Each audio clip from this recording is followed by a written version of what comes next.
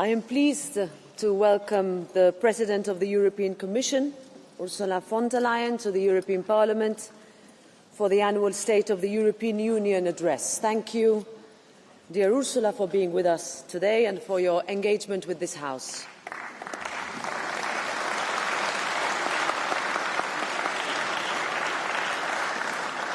In these unprecedented times, dear colleagues, we need clarity and we need resolve. We need a Europe that takes responsibility for its security, a Europe that makes it easier for businesses and that protects jobs by simplifying our processes and cutting unnecessary red tape, a Europe that is fairer for families, workers and women, that ensures safer streets for our children, and a Europe that stands up for the democratic values that define us on the world stage. When the world too often feels like it is on fire with Russia's aggression against Ukraine, the horrific situation in Gaza and the Middle East, a redefined transatlantic relationship and more engagement of Europe across the world, this Parliament and the people we represent are very eager to hear how Europe can step up with new and bold ideas. And I know that this, as always, will be a lively and energized debate, and that it will be based on mutual respect, protecting the dignity of this House. So, dear President, dear Ursula, the floor is yours.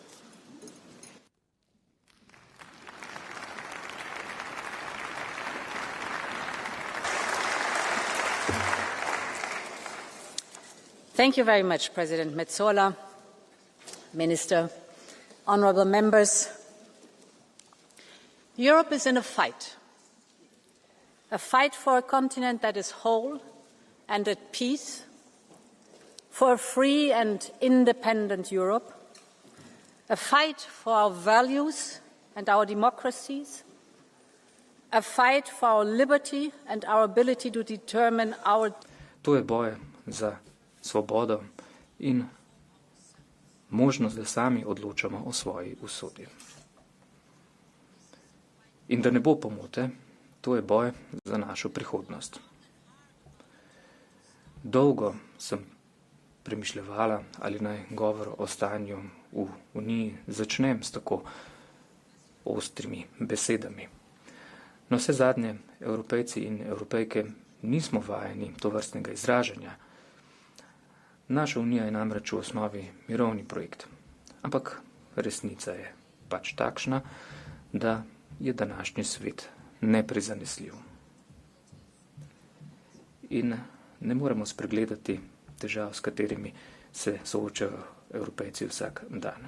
Čutijo, kako se jim tresejo tla pod nogami, čutijo, kako njihovo življenje kljub trdemu delu postaja vse težje. Hkrati občutijo tudi posledice svetovne krize in vse višjih življenjskih stroškov. Prav tako občutijo hitre spremembe, ki vplivajo na njihova življenja in poklicne poti. Zaskrbljeni pa so tudi zaradi neskončne spirale dogodkov, ki jih spremljajo v novicah. Od pretresljivih prizorov iz Gaze do neumornega obstreljevanja Ukrajine, ki ga izvaja Rusija. In enostavno ne moremo čakati, da bo ta nevihta minila. Poleti smo spoznali, da enostavno ni ne prostora, ne časa za nostalgijo. Bojne linije za nov svetovni red, ki bo temeljil na moči, se zarisujejo ta trenutek. Zato, da Evropa se mora se boriti za svoj položaj v svetu, v katerem so številne velesile ali ambivalentne ali pa odkrito sovražne do Evrope. To je svet imperialističnih teženj in imperialističnih vojenj. To je svet, v katerem se odvisnosti neusmiljeno uporabljajo kot orožje. In iz vseh teh razlogov je zdaj čas za novo Evropo.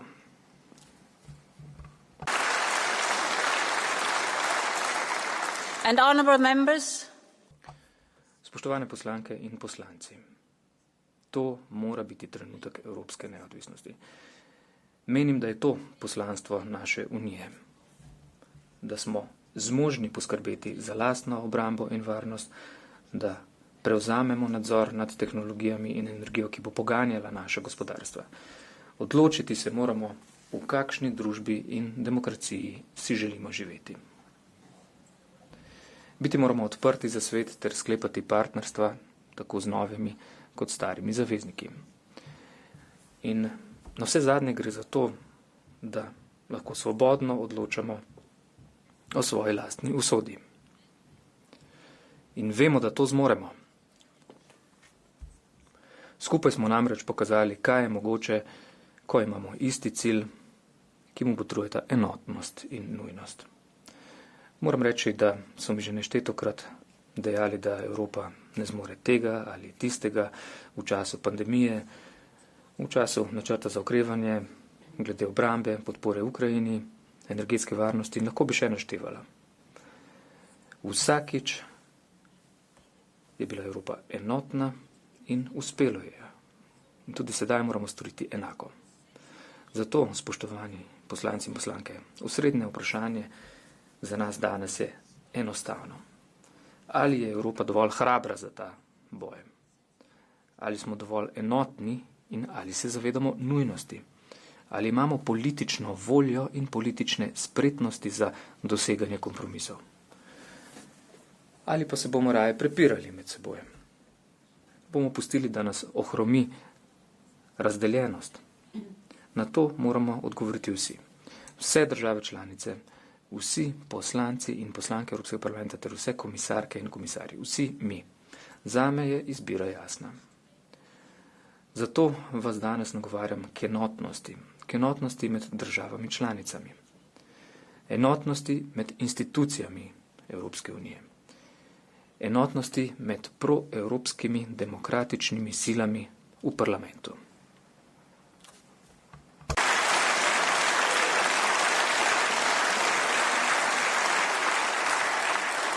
I'm here and the entire college. Tu sem s celotnim kolegijem in skupaj si prizadevamo uresničiti ta cilj. Pripravljeni smo okrepiti proevropsko demokratično večino. To je edina večina, ki lahko izpolni pričakovanja Evropejcev in Evropejk. Spoštovane poslanke in poslanci, ne odvisnost, to je to, za kar se danes bori ukrajinsko prebivalstvo. To so ljudje, kot sta Saša in njegova babica. Saša je bil star komaj 11 let, ko so Rusi napadli. Z mamo sta poiskala zatočišče v kleti v domačem mestu Mariupol in nekega jutra sta se odpravila ven iskati hrano. Takrat pa se je začel pravi pekel. Ruske bombe so deževale na civilno sosesko. Naenkrat se je vse stemnilo in Saša je na obrazu začutil pekočo bolečino. Šrapnel ga je zadel tik pod oči. V samo nekaj dneh so ruski vojaki zavzeli mesto. Saša in njegovo mamo so odpeljali nekam, čemur Rusi pravijo filtracijsko taborišče. Nato so Saša odpeljali drugam. Rekli so mu, da mame ne potrebuje, da ga bodo odpeljali v Rusijo, kjer bo dobil rusko mamo, ruski potni list in rusko ime. Poslali so ga v okupirani Donetsk. Toda Saša se ni predal. Na poti med postankom mu je neznanec posodil telefon. In takrat je poklical babico Ljudmilo, ki je živela v svobodni Ukrajini. Babica, prosim, samo odpelji me domov. Niti za trenutek ni oklevala. Prijatelji so rekli, da je njeno početje noro, ampak Ljudmila je premikala gore, da je prišla do Saša. S pomočjo ukrajinske vlade je potovala na Poljsko, v Litvo, Latvijo, Rusijo in nazadnje v okupirano Ukrajino. Saša je dobila nazaj in ga po isti dolgi poti odpeljala na varno. Toda njuni srci sta še vedno strti. Vsak dan si prizadevata, da bi našla Saševo mamo, ki je obtičala nekje sredi brutalne vojne. Zahvaljujem se Sašu in Ljudmili, da sta mi dovolila, da delim njuno zgodbo. In počaščena sem, da sta danes oba tukaj z nami. Zato, spoštovane poslanke in poslanci, vas prosim, da se skupaj poklonimo Sašo in Ljudmili ter počastimo neotruden boj Ukrajine za svobodo. Stand up.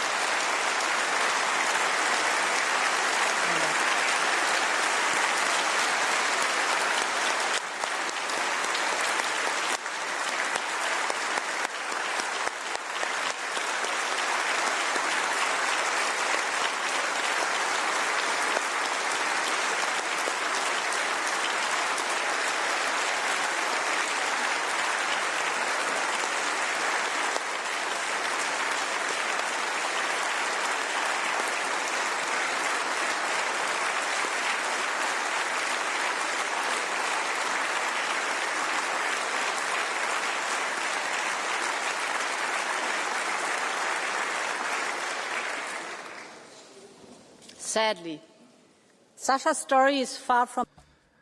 Nažalost pa Saševa zgodba še zdaleč ni osamljen primer. Več 10.000 ukrajinskih otrok. Za njih ne vemo, kakšna bo njihova usoda. Ti so ujeti, ogroženi, prisiljeni zanikati svojo identiteto. Storiti moramo vse, kar lahko, da pomagamo. Of the International Coalition for the Return of Ukrainian Children, every abducted child must be returned.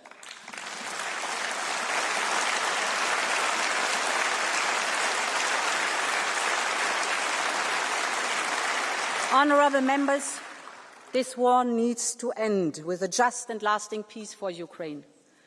Because Ukraine's freedom is Europe's freedom. The images in Alaska were not easy to digest. But just a few days later, European leaders came to Washington to support President Zelensky and secure commitments. Real progress has been made since then. Just last week, 26 countries in the coalition of the willing said they were ready to be part of a reassurance force in Ukraine or participate financially in the context of a ceasefire. We will continue to support all diplomatic efforts to end this war. But we have all seen what Russia means by diplomacy. Putin refuses to meet President Zelensky.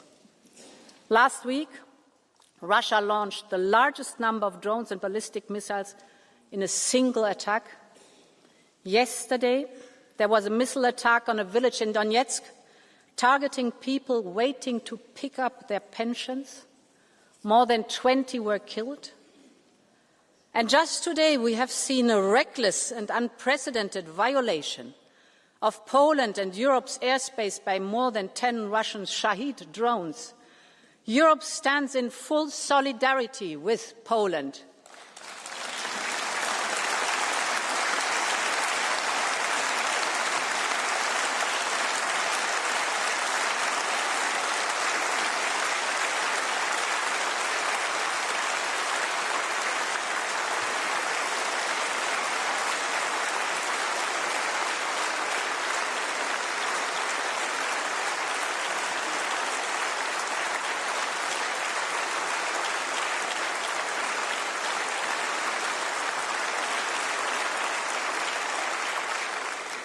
Putin's message is clear, and our response must be clear too. We need more pressure on Russia to come to the negotiation table. We need more sanctions. We are now working on the 19th package in coordination with partners. We're particularly looking at phasing out Russian fossil fuels faster. We're looking at the shadow fleet and at third countries. And at the same time, we need more support for Ukraine. No one has contributed as much as Europe. Close to 170 billion euros of military and financial aid so far, and more will be needed. And it should not only be European taxpayers who bear the brunt of this. This is Russia's war, and it is Russia that should pay.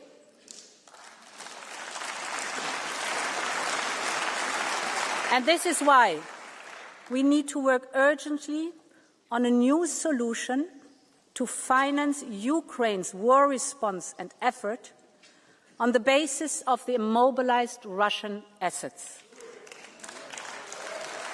With the cash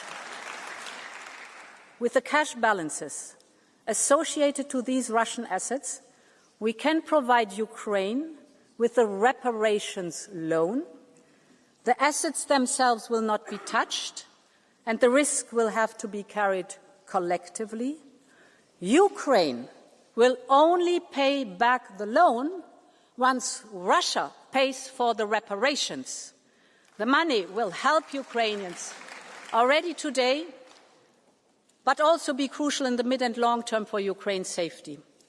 For example, funding the strong Ukrainian armed forces as the first line of security guarantees. So we will propose a new program. We call it Qualitative Military Edge. It will support investment in the capabilities of the Ukrainian armed forces. Take drones, for example. Before the war, Ukraine had no drones.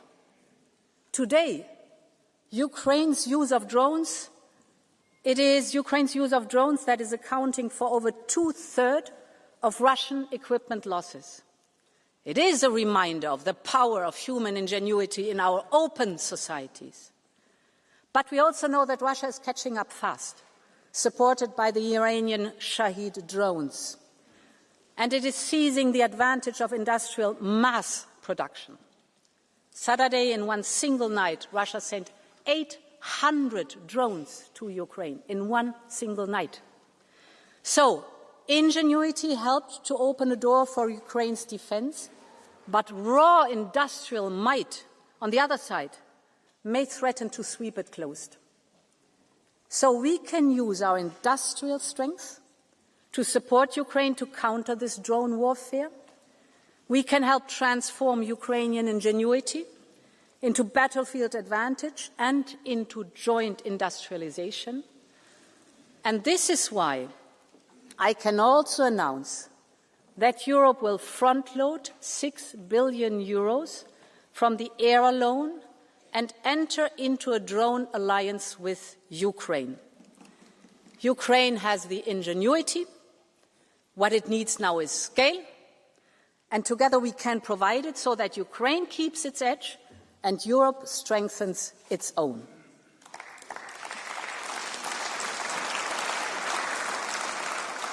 Mesdames et messieurs. Honourable members, Putin's war economy will not stop, even if the war does. That means Europe must be ready to take responsibility for its own security. Of course, NATO will always be essential, but only a strong and credible European defence posture will be able to guarantee our security. We have made historic progress in recent years to build our European Defence Union. Earlier this year, we launched Readiness 2030, which could unlock up to 800 billion euros of defence investment. This includes the SAFE programme that is now ready to provide 150 billion euros for joint procurement. 19 member states have already applied. The programme is already at full capacity. That's good news. We are also working to find a way to grant a bonus to those who support Ukraine or buy Ukrainian equipment. This is emergency financial assistance responding to an urgent need. Last week, I saw this for myself when I visited frontline member states. They know best the threat that Russia poses. And there is no doubt, Europe's eastern flank keeps all of Europe safe, from the Baltic Sea to the Black Sea.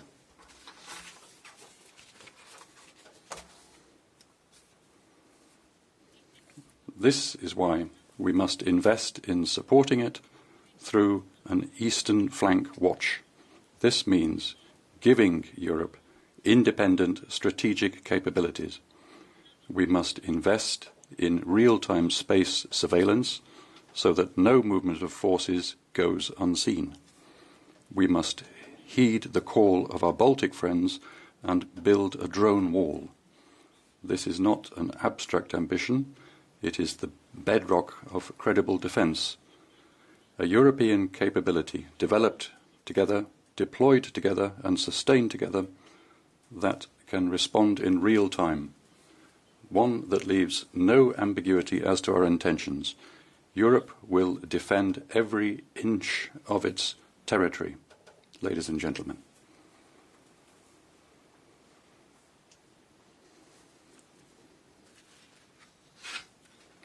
In every country I visited, I heard the same message. There is no time to waste.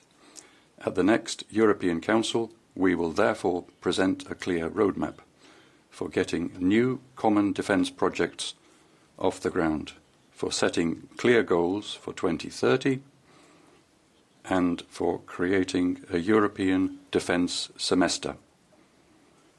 Because 2030 is tomorrow, and it's today that Europe must get ready. Members, when we talk about independence, we're talking about choosing our destiny. That is what Ukraine is fighting for. And that is what all Europeans deserve. Because Europe is an idea, the idea of freedom and mutual strength. This was the idea that drove the post-1989 generation, when East and West came together. And it is as powerful now as it was then.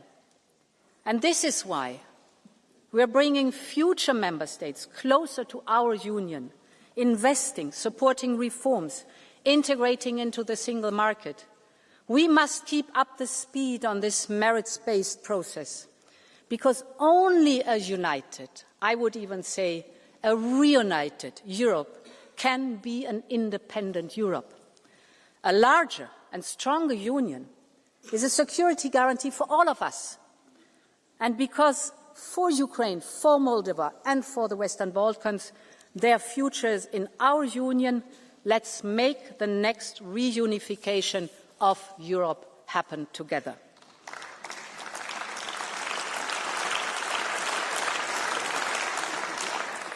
Honourable members, what is happening in Gaza has shaken the conscience of the world. People killed while begging for food. Mothers holding lifeless babies. These images are simply catastrophic. So I want to start with a very clear message.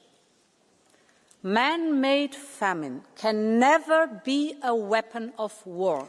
For the sake of the children, for the sake of humanity, this must stop.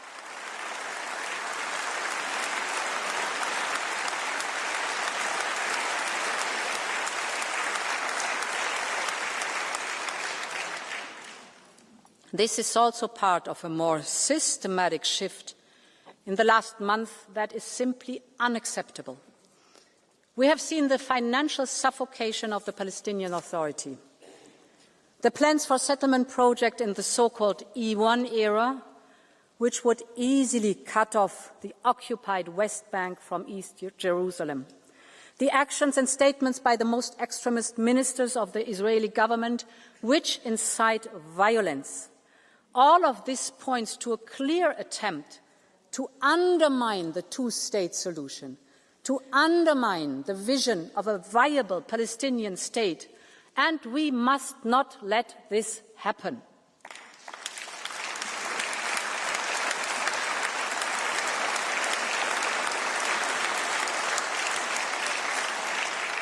And, honourable member, it truly pains me to say these words, and I know that for many citizens, Europe's inability to agree on a common way forward is equally painful. They are asking how much worse things must get before there is unity in response.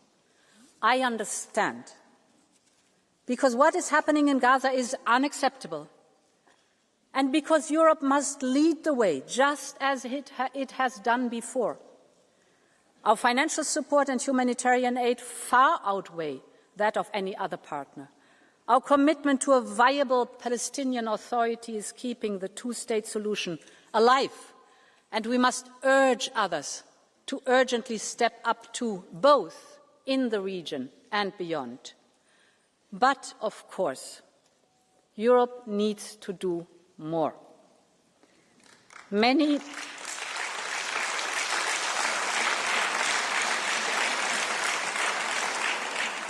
member states have moved ahead on their own. On our side, we proposed to suspend parts of our Horizon funding, but this is stuck without a majority. We must overcome this. We cannot afford to be paralyzed. And this is why I will propose a package of measures to carve out a way forward. First, the Commission will do all that it can do on its own. We will put our bilateral support to Israel on hold. We will stop all payments in these areas without affecting our work with Israeli civil society or Yad Vashem. Second, we will make 2 further proposals to the Council. We will propose sanctions on the extremist ministers and on violent settlers.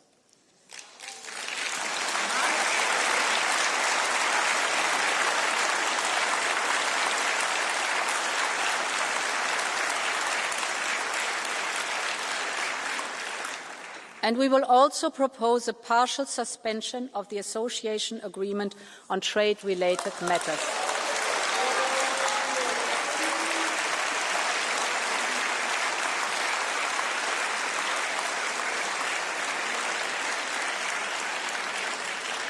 I am aware it will be difficult to find majorities. And I know that any action will be too much for one and too little for others. But we must all take our own responsibility. Parliament, Council, Commission. My third point, we will set up a Palestine donor group next month, including a dedicated instrument for Gaza reconstruction. This will be an international effort with regional partners, and it will build on the momentum of the New York conference organized by France and Saudi Arabia. Honourable members, I am a long-standing friend of the people of Israel. I know how much the atrocious attacks on October 7th by Hamas terrorists shook the nation to its core. The hostages have now been held captive by Hamas terrorists for more than 700 days since October 7th. That is 700 days of pain and suffering. There can never be any place for Hamas, neither now nor in future, because they are terrorists who want to destroy Israel. They are also inflicting terror on their own people, keeping their future hostage. Europe's goal has always been the same: real security for Israel and a safe present and future for all Palestinians.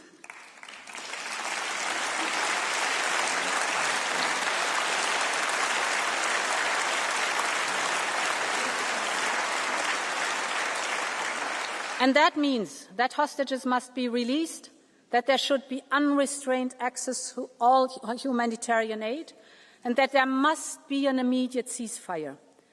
But in the longer term, the only realistic peace plan is based on 2 states, living side by side in peace and security, with a secure Israel, a viable Palestinian Authority, and the scourge of Hamas removed. That is what Europe has always stood for. And it is time to come together and help make this happen.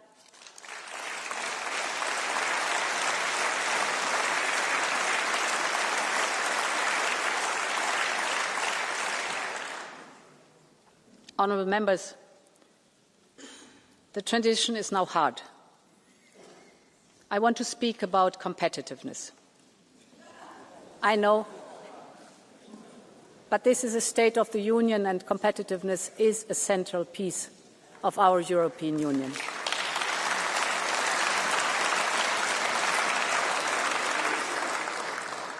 Europe's independence will depend on its ability to compete in today's turbulent times.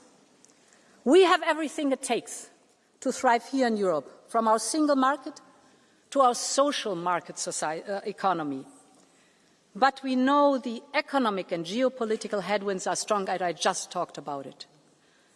And we have seen how dependency can be used against us. And this is why we will massively invest in digital and clean tech. With more to come in our future competitiveness fund and a doubled horizon, our research and innovation programme, and we are tackling the key bottlenecks identified by the Draghi report. That's from energy to capital, from investment to simplification. We have held strategic dialogues with key industries: cars, chemicals, steel, pharmaceuticals, defence, agriculture. In each sector, the message is the same. To protect jobs, we need to make business in Europe easier.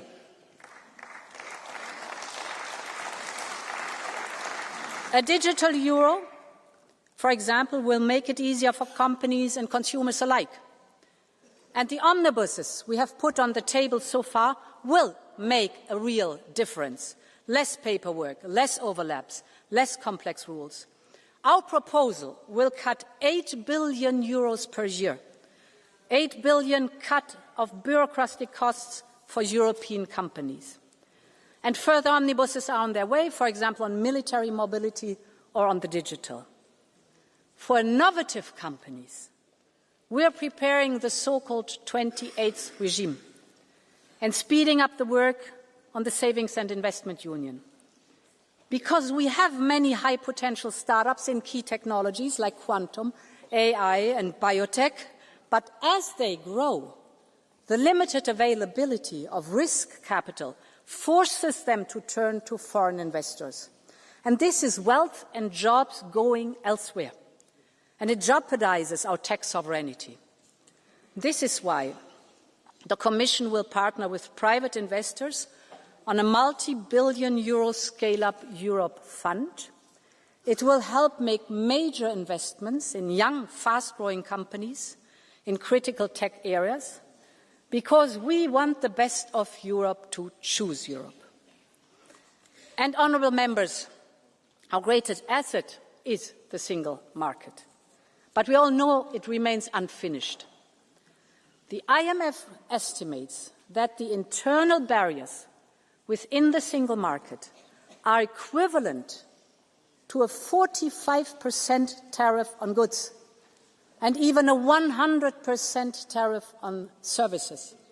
Just think of what we are missing out on. And as underscored by the Letter report, the single market remains incomplete, mostly in 3 domains: finance, energy and telecommunications. So we need clear political deadlines. And this is why I will present a single market roadmap to 2028 on capital, on services, on energy, on telecoms, on the 28th regime, and the 5th, freedom for knowledge and innovation. Because we all know the old saying, only what gets measured gets done. Honourable members, this will also support our investment in the technologies that will fuel our economy, clean and digital. Take artificial intelligence. A European AI is essential for our future independence.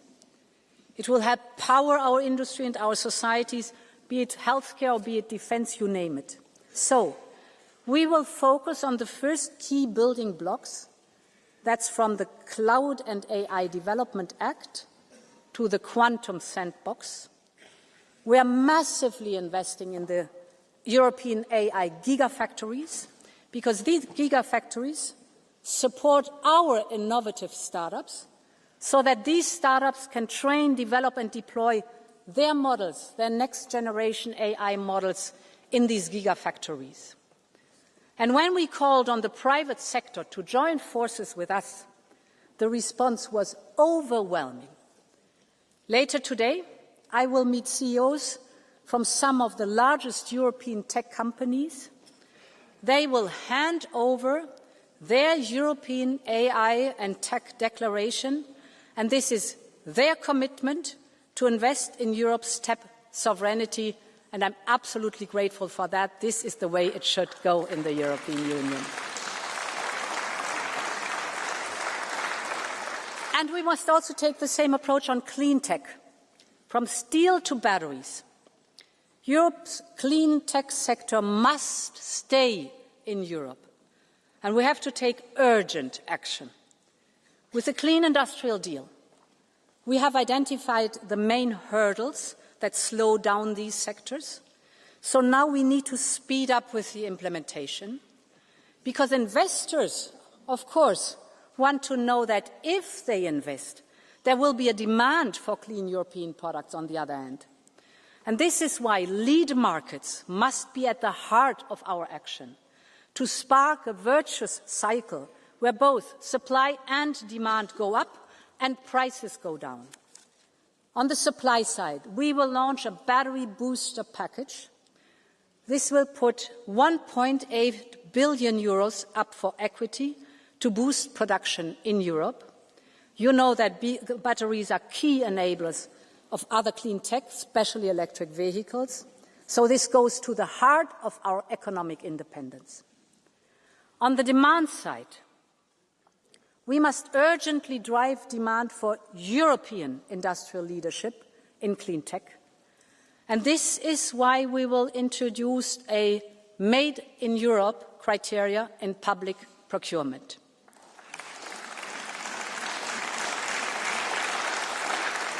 And when we invest in Global Gateway, for example, we set strong incentives for partners to buy European.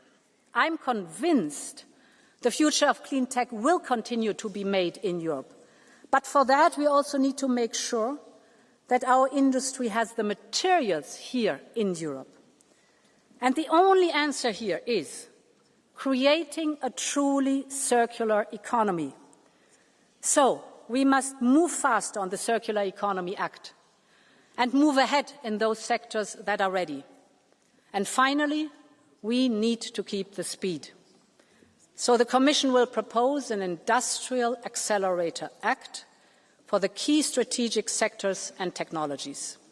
In sum, when it comes to digital and clean tech, we have to be faster, smarter, and we have to be more European.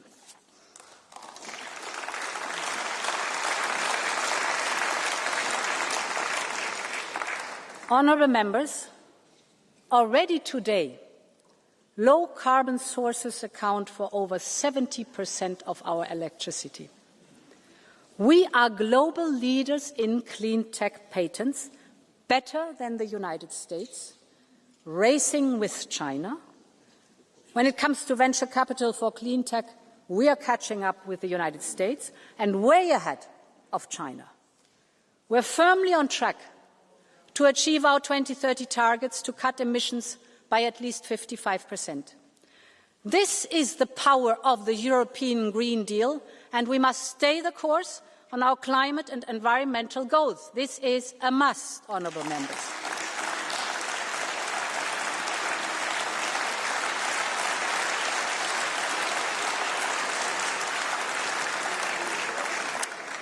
And the science is very clear. And the economic and security case is equally compelling. In fact, this transformation is central to our push for independence, because it reduces our energy dependency, because circular production limits our strategic dependencies, and because it creates front-runner industries that can export the solutions to others. When I speak to the Global South, from Africa to India to the Central Asia, they are looking for solutions. These are rapidly evolving markets, and the jury is still out for who will dominate these markets of the future. We are the ones who can meet the growing demand for solutions, but it's not a given. And this is why the Commission proposed the 2040 targets, 10 years after the Paris Agreement. I know that many people are concerned about the scale of what is needed and what is ahead. And that is why the transition must support people, it must strengthen industry. This also means massive boosting of public and private investment, creating lead markets for circular and clean products. That delivers jobs and that delivers investment in Europe. Ensuring a just transition for all, for example, with a social climate fund, and securing the global level playing field, notably by promoting carbon pricing. Europe must protect its industries. They are doing the right thing to decarbonize, and they should be rewarded and incentivized. We otherwise risk relying again on imports to Europe, imports for the steel that our car makers need, or imports for the fertilizer that our farmers need. And that means we would be at the mercy of price, volume and quality that others are willing and able to provide. Take steel and other metals. Global overcapacity is squeezing margins and leaving little incentives to pay a clean premium. So this makes it harder for Europe's steel industry to invest in decarbonisation. That is why the Commission will propose a new long-term trade instrument to succeed the expiring steel safeguards. Europe will always remain open. We like competition, but we will always protect our industry from unfair competition.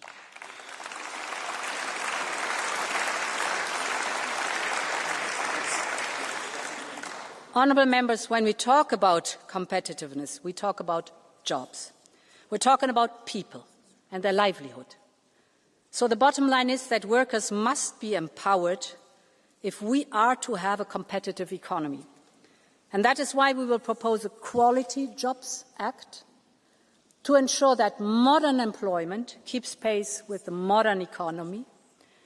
And this is important because we know how hard times have been for so many families, how costs have rocketed up, how people are making sacrifices to make ends meet.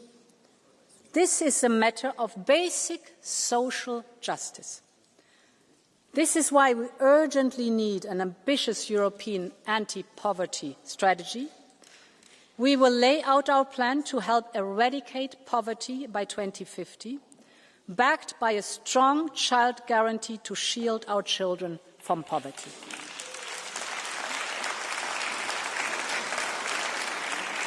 And we will also put forward a series of packages on affordability and the cost of living. Allow me to give you 4 telling examples. The first is energy. When the energy costs rise, it is not just a number on the bill. It is every single part of people's life that is affected. So at the height of the energy crisis in the last years, Europe acted. And thanks to that common effort, we quickly managed to stabilize prices and secure supply. We are now on the path to energy independence. But energy bills are still a real source of anxiety for millions of Europeans, and costs are still structurally too high for industry. We know what drove prices up. That was dependency on Russian fossil fuels. So it's time to get rid of dirty Russian fossil fuels completely.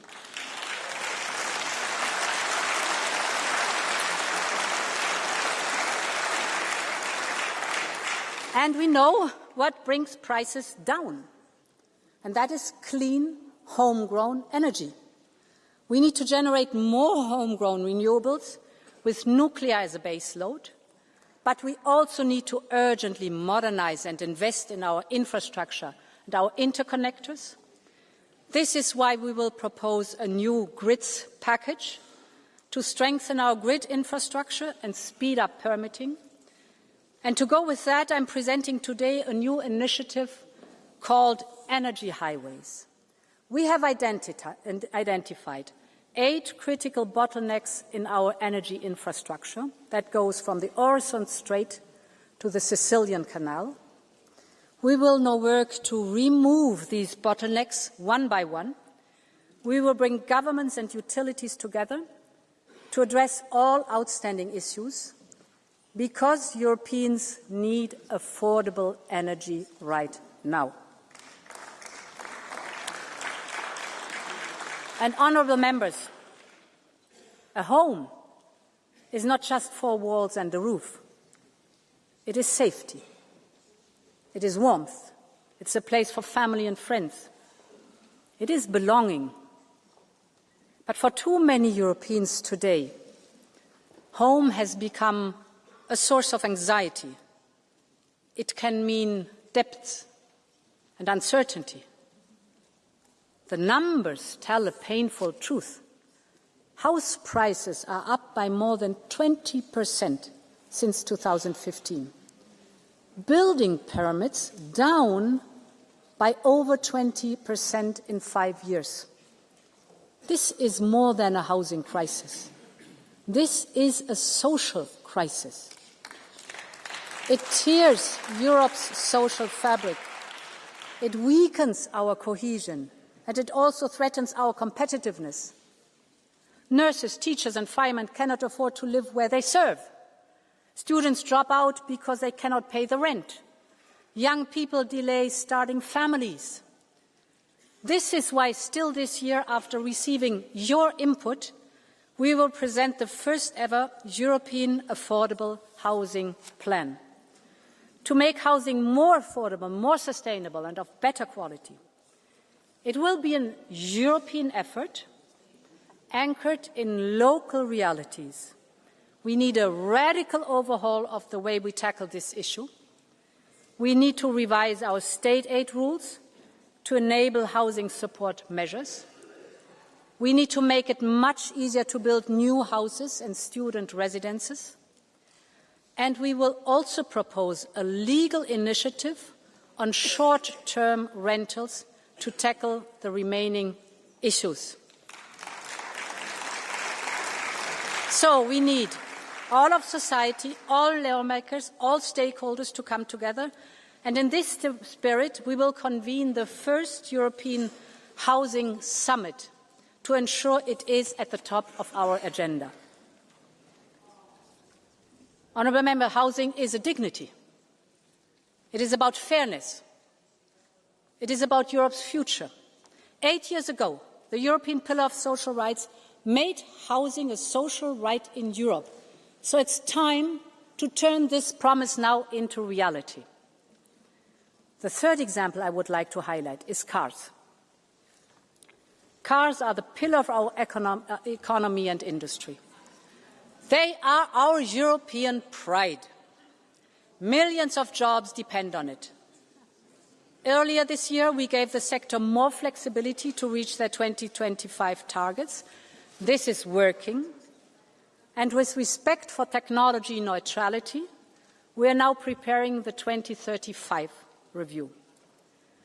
Millions of Europeans want to buy affordable European cars. So we should invest in small, affordable cars, both for the European market, but also to meet the surge that we see in the global demand. And this is why we will propose to work with industry on a new small, affordable car initiative.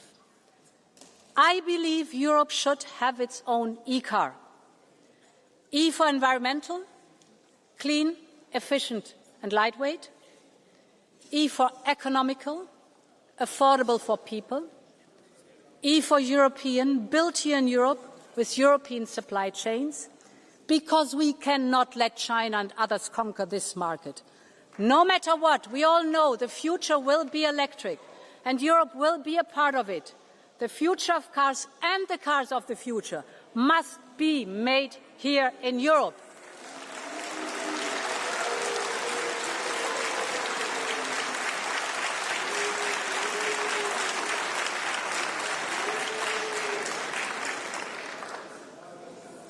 Honourable Member, the final example I want to highlight is linked to food.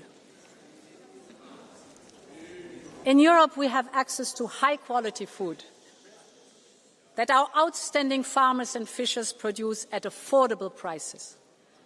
They are also the custodians of our lands and oceans, our biodiversity, the key to our food security. But they are facing headwinds from high input costs to red tape or unfair competition. We're acting on all those fronts. We have simplified the CAP, less paperwork, more trust. We have ring-fenced income support in the next MFF and made sure that funding can be topped up by national and regional envelopes. But our farmers need fair competition and a level playing field. This is essential. And this is why we have robust safeguards in our trade deal with Mercosur, backed up by funding if compensation is needed. We also need to strengthen the position of farmers in the food chain. For too long, their hard work has not paid off as it should.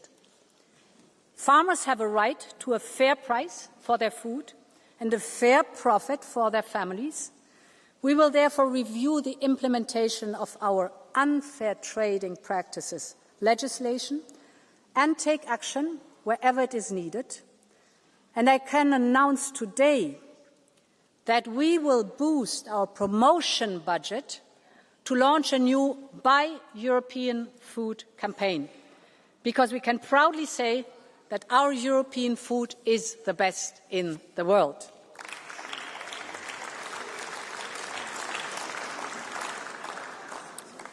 Honourable Members, when we talk about competitiveness and independence, we must talk about our relations with the United States. I've heard many things about the deal agreed in summer. I understand the initial reactions, so allow me to be as clear as I can. Our trading relationship with the United States is our most important. We export over 500 billion euros worth of goods every year. Millions of jobs depend on it. And as President of the Commission, I will never gamble with people's jobs and livelihoods. This is why we did a deal to keep market access for our industries. And we ensured that Europe got the best possible deal out there. We have put our companies at a relative advantage because some of our direct competitors face much higher tariffs from the US. Yes, their baseline might be lower, but when you account for the exceptions that we secured and the additional rates which others have on top, we have the best agreement without any doubt. But I want also to be crystal clear on one point. Whether on environmental or digital regulation, we set our own standards, we set our own regulation. Europe will always decide for itself.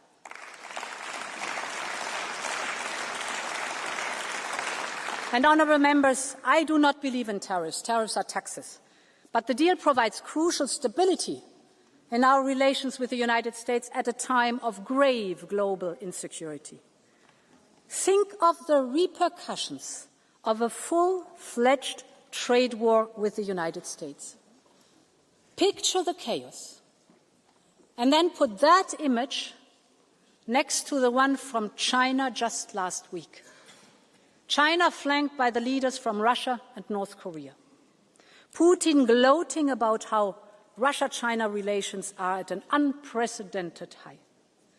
None of this is a great surprise, but it reflects the changing landscape, and it creates two imperatives for Europe's independence push and its place in the world. The first is that we need to double down on diversification and on partnerships. 80% of our trade is with countries other than the United States. So we need to capitalize now on these new opportunities. And at a time where the global trading system is crumbling, we're securing the global rules through bilateral agreements like Mexico, like Mercosur, or finalizing negotiations on a historic deal with India by the end of the year. We will also build a coalition of like-minded countries to reform the global trading system, like with the CPTPP countries, because trade allows us to strengthen our supply chains, open our markets, reduce dependencies. Ultimately, it is about enhancing our economic security. The world wants to choose Europe, and we need to do business with the world. My second imperative is for Europe to step up where others have stepped away. Take research. Science has no passport, no gender, no ethnicity, and no political color. It is one of the most valuable global goods. And this is why the Commission announced the Choose Europe package of €500 million to attract and retain the best scientists and researchers. And Europe must also take the lead on global health. We are on the brink, if not even at the start, of another global health crisis. And as a medical doctor by training, I'm appalled by the disinformation that threatens global progress on everything from measles to polio.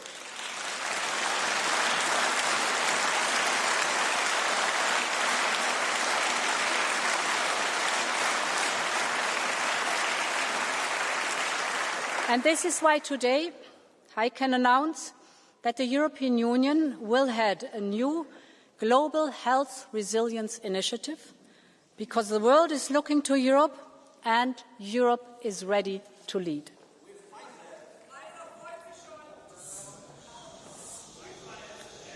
Honourable members,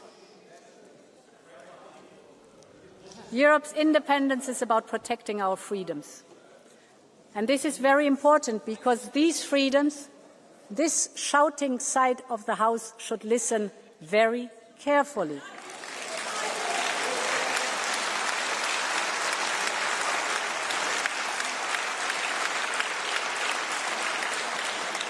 Listen very carefully.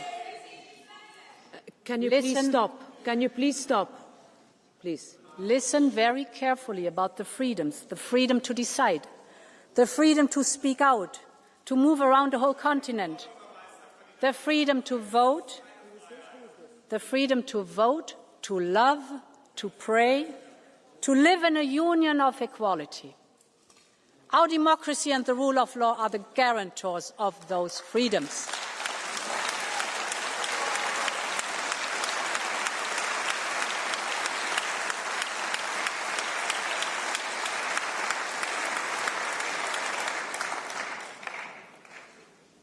This is why we have done so much to strengthen our tools and step up enforcement. We built a new rule of law cycle that ensures that problems are detected early and solved through engagement. We need an integrated annual cycle of the rule of law, a common rhythm, clear milestones, and contributions from all institutions. And our focus must be to close the existing loopholes. We have strengthened the link between funds and the respect of the rule of law, and with the next long-term budget, we will go even further.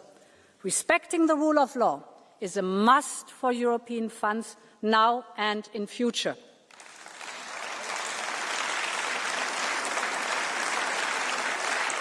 And honourable members, the rise in information manipulation and disinformation, as we hear, is dividing our societies. It is not only eroding trust in the truth, but also in democracy itself. This is why we urgently need the European Democracy Shield. We need more capacity to monitor and detect information manipulation and disinformation. So we will set up a new European Centre for Democratic Resilience.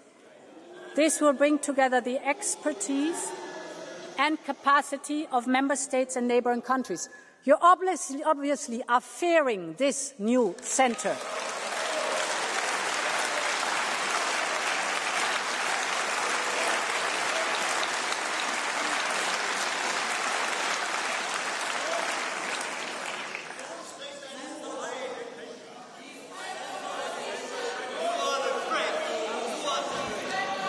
Okay, I understand that shouting has become a little bit of a tradition. Can you listen, please, to this discussion, and then you'll have the time to speak?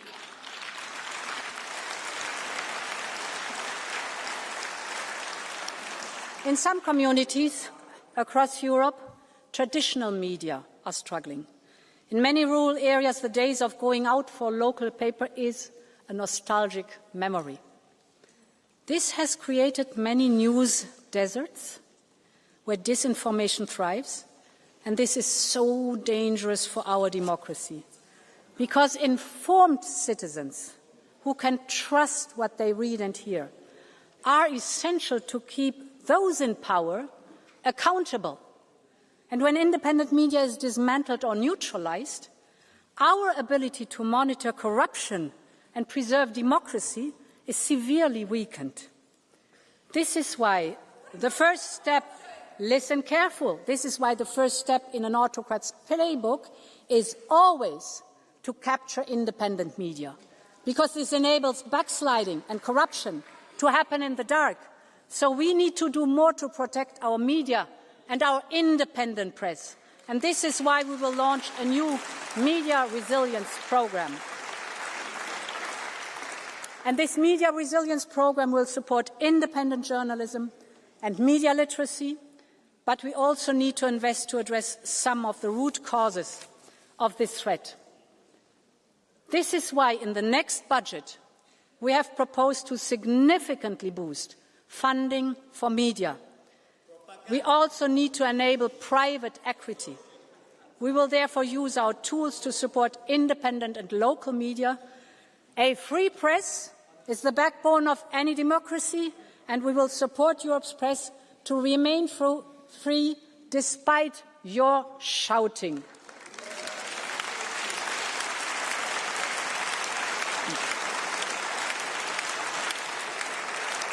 Honourable members, another important point. Okay, Ms. Schneider, please. We have been very fair and understanding, but this is your last warning. Shouting again and you leave the chamber.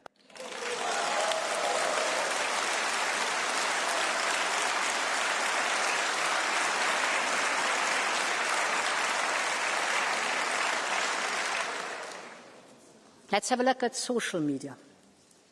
It has many, many benefits for connecting people.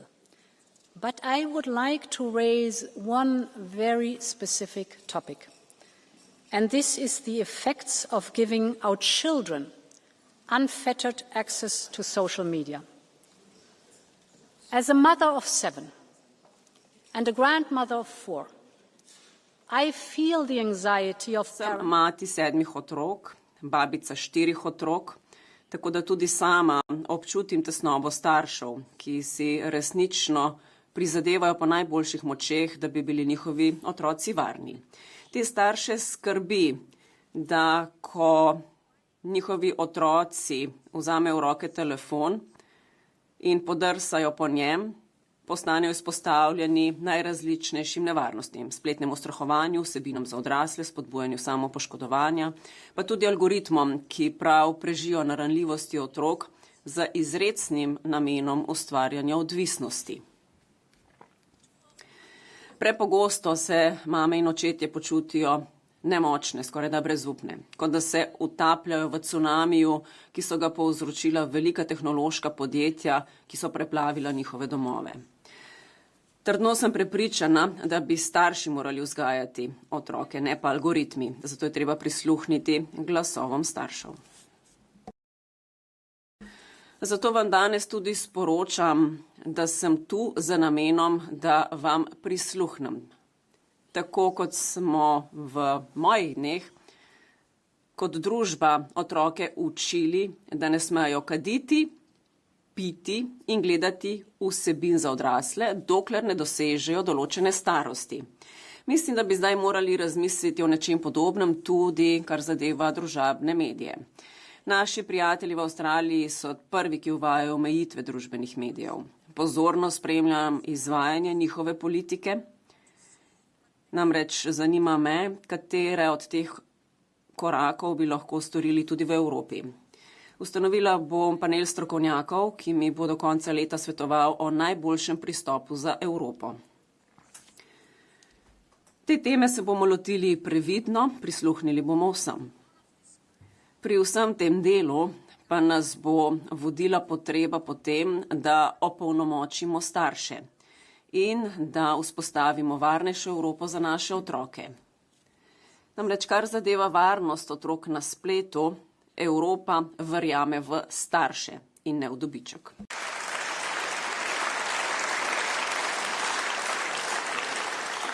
Meine Damen und Herren Abgeordnete. Spoštovane gospe poslanke in poslanci, naša najpomembnejša naloga je zaščititi demokracijo. Zato pa moramo tudi pokazati, da demokracija rešuje upravičene pomisleke ljudi. To je najbolj opazno na področju migracij. Zato smo v naslednjem proračunu predlagali potrojitev sredstev za migracije in upravljanje meja. Tako bomo zagotovili učinkovito upravljanje migracij in varovanje naših meja. Jasno pa je, da je potrebno še več. Evropejci so pokazali, da so pripravljeni pomagati tistim, ki bežijo pred vojno in preganjanjem. A nezadovoljstvo se povečuje, če imajo ljudje občutek, da se naša pravila ne spoštujejo. Zato moramo okrepiti svoje prizadevanja. Potrebujemo sistem, ki bo človeški, ne pa naiven. Resno se moramo lotiti vračanja zavrnjenih prosilcev za azil v njihovo domovino. Ne moremo namreč dovoliti, da le 20% tistih, ki ne smejo ostati pri nas, dejansko zapusti Evropo. Zato potrebujemo hiter dogovor o skupnem sistemu Evropske unije za vračanje. Tukaj ne smemo več izgubljati časa. Prav tako pa moramo zagotoviti, da bomo pakt o migracijah in azilu začeli izvajati v celoti, čim bo začel veljati. Pakt je strog, ampak pravičen. Deloval pa bo le, če bo vsak prispeval svoj del, države članice severa, juga, vzhoda in zahoda. Seveda je samoumevno, da bomo spoštovali svoje mednarodne obveznosti. To smo počeli v preteklosti, počnemo danes in tako bomo delovali tudi v prihodnje. Ampak mi v Evropi smo tisti, ki odločamo o tem, kdo lahko pride k nam in pod kakšnimi pogoji, ne pa tihotapci in trgovci z ljudmi.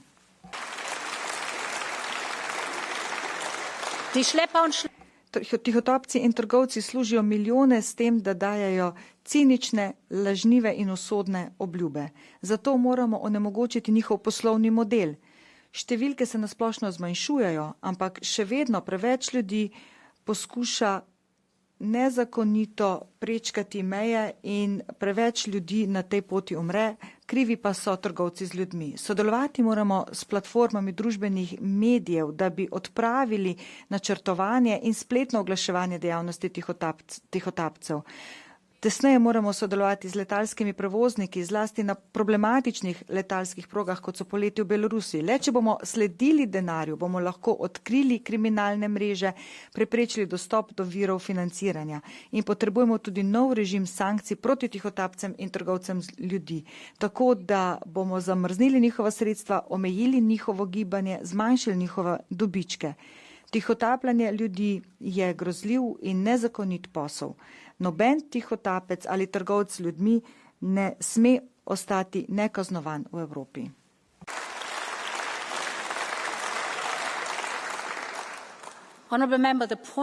Spoštovane poslanke in poslanci, kar želim poudariti je preprosto. Če je nekaj pomembno za Evropejce in Evropejke, je to pomembno tudi za Evropo. Naša stalna dolžnost je, da vedno izpolnimo pričakovanja. Poleti smo vsi videli podobe evropskih gozdov in vasi, ki gorijo. Več kot 1 milijon hektarjev zemljišč je bilo požganih. To je območje, ki je veliko približno toliko kot tretjina Belgije. Obseg škode je ogromen. Vemo tudi, da to ni enkraten dogodek. Podnebne spremembe so tiste, zaradi katerih je vsako poletje toplejše, bolj neznosno in bolj nevarno. Zato moramo radikalno okrepiti svoja prizadevanja zlasti na področju podnebne odpornosti, prilagajanja na podnebne spremembe ter sonaravne rešitve. Vendar pa si moramo zagotoviti tudi orodja za odzivanje. Zato bomo predlagali ustanovitev novega Evropskega središča za gašenje požarov, ki bo imel sedež na Cipru. Tako bi lahko podprli tudi sosednje regije. Zavedamo se, da lahko naš mehanizem na področju civilne zaščite marsikaj premakne naprej. Poleti je bilo na vse konce Evrope napotenih 760 pogumnih Evropejcev. Neustrašno so se borili s plameni, prav tekli so pravzaprav v te plamene. Dovolite mi, da svoj govor zaključim s poklonom tem gasilcem, pilotom in ostalim članom ekip. Poklonila bi se vsem, ki so se požarom postavili po robu. Z vami bi rada delila zgodbo skupini 20 grških gozdnih čuvajev. Oni so izurjeni za obvladovanje najbolj neusmiljenih gozdnih požarov. Ko so požari izbruhnili v regiji Asturija, je Španija Evropo poklicala na pomoč. Grčija se je temu klicu takoj odzvala. Ognjeni zublji so bili tako visoki, da je bilo mogoče dim videti iz vesolja. Teh 20 grških gozdnih čuvajev je 5 dni stalo ob strani s svojim španskim kolegom.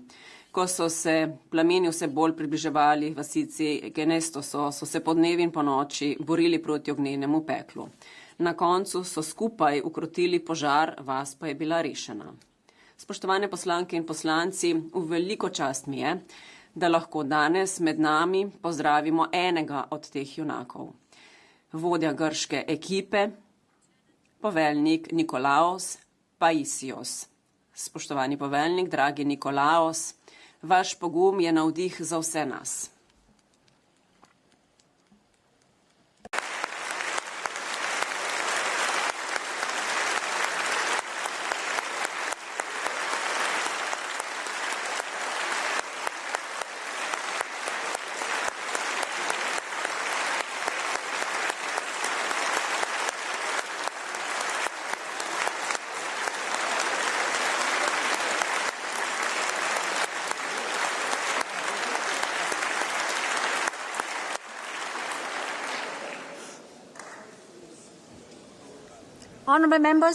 Spoštovane poslanke in poslanci, to je Evropa kot enotna skupnost. To je Evropa, ki jo imam rada, ki jo imate vi radi, ki jo vsi ljubimo in imamo radi. To je Evropa, ki jo moramo zaščititi za vsako ceno. In tega se moramo lotiti skupaj. Želim sodelovati s parlamentom, z vsemi proevropskimi demokratičnimi silami v parlamentu, zato da izpolnimo pričakovanja Evropejcev. Pripravljam zakonodajne svežnje, ki bodo opolnomočili te proevropske večine. Izjemno vesela sem, draga Roberta, da nam je uspelo obnoviti okvirni sporazum med komisijo in parlamentom. To bo še okrepilo naše sodelovanje. To nam bo tudi omogočilo, da si prizadevamo za prave in potrebne reforme.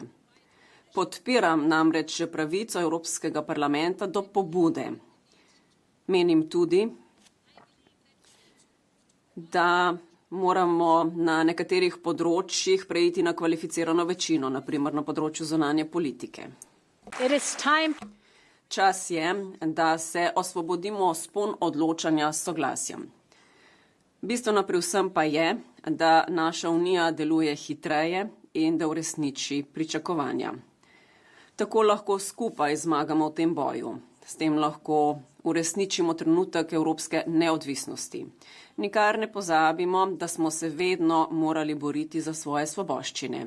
Od generacije, ki se je po vsej naši celini spopadala z roko v roki, vsi so želeli ohraniti svobodo. Spomnite se, kaj se je dogajalo v vzhodnji in srednji Evropi po koncu hladne vojne in med njo. Vsi smo se borili od gozdnih bratov v baltskih državah, ki so se na vse možne načine upirali sovjetskemu zatiranju do vseh drugih. To je tisto, kar nas dela Evropejce. Pred 80 leti je bila naša celina pekel na zemlji. Pred 40 leti je našo celino razdvajal zid. Vendar so se ob vsaki tovrstni priložnosti Evropejci odločili, da se bodo borili za boljšo prihodnost, da se bodo združili in ustvarili močno celoto. In zato si bom prizadevala čisto vsak dan skupaj z vami, spoštovane članice in člani parlamenta. Naj živi Evropa. Hvala.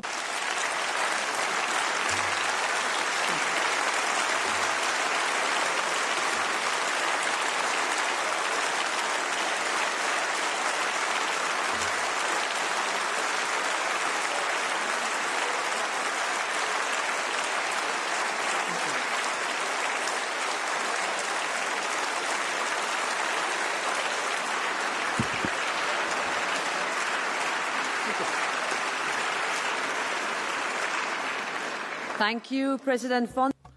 Najlepša hvala, predsednica gospa von der Leyenova. Zdaj pa bodo dobili besedo v imenu političnih skupin njihovi predstavniki. Najprej predsednik skupine ELS Manfred Weber. Prosim, da zasedete svoja mesta. Gospa predsednica Evropskega parlamenta, predsednica Evropske komisije, spoštovane kolegice in kolegi. To poletje ni bilo enostavno poletje z Evropo. Aljaska, razdeljena Evropa, Gaza, trgovinski sporazum z ZDA, gozdni požari, Dragi je kritiziral orodje gospodarske politike. Res ni bilo enostavno.